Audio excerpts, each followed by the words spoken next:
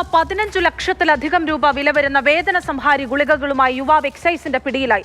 ഇരവിപുരം സ്വദേശി ടിൻഡു സേവ്യറാണ് അറസ്റ്റിലായത്. ടൈഡോൾ, നൈട്രാസെപാം എന്നീ ഗുളികകളുടെ വൻ ശേഖരമാണ് പിടിച്ചെടുത്തത്.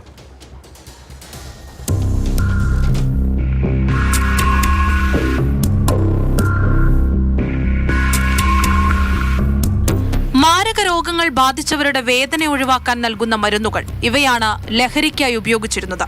6100 വേദന സംഹാരി ഗുളികകൾ, ടൈഡോൾ, നൈട്രാസെപാം എന്നീ ഗുളികകളുടെ ശേഖരമാണ് പിടികൂടിയത്. ഇരവിപുരത്ത് നിന്ന് എക്സൈസ് സംഘമാണ് ഇവ കണ്ടെത്തിയത്. ഓപ്പറേഷൻ തണ്ടറിന്റെ ഭാഗമായി കൊല്ലം എക്സൈസ് ഇൻസ്പെക്ടർ പി ശങ്കറിന്റെ നേതൃത്വത്തിലായിരുന്നു പരിശോധന. ഇരവിപുരം സ്വദേശി ടിൻഡു സേവ്യറിനെയാണ് അറസ്റ്റ് ചെയ്തത്. വൻതോതിൽ ഈ ഗുളികകൾ നാട്ടിലെത്തിച്ച് ചില്ലറ വിൽപ്പന നടത്തുകയായിരുന്നു പ്രതി. സ്കൂൾ, കോളേജ് വിദ്യാർത്ഥികളെയും യുവാക്കളെയും കേന്ദ്രീകരിച്ചായിരുന്നു വിൽപ്പന. ഈ ടാബ്ലറ്റ് ഒരു ദിവസം ഒരു ടാബ്ലറ്റിന് 300 രൂപ വരെ ഇവർ ഈടാക്കുന്നുണ്ട്.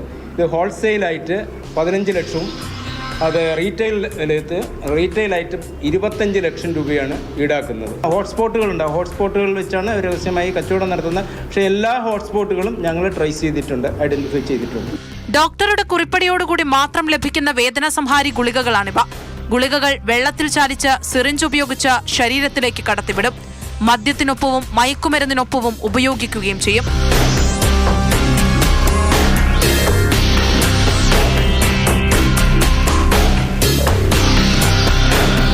മാതൃഭൂമി ന്യൂസ്, കൊല്ലം.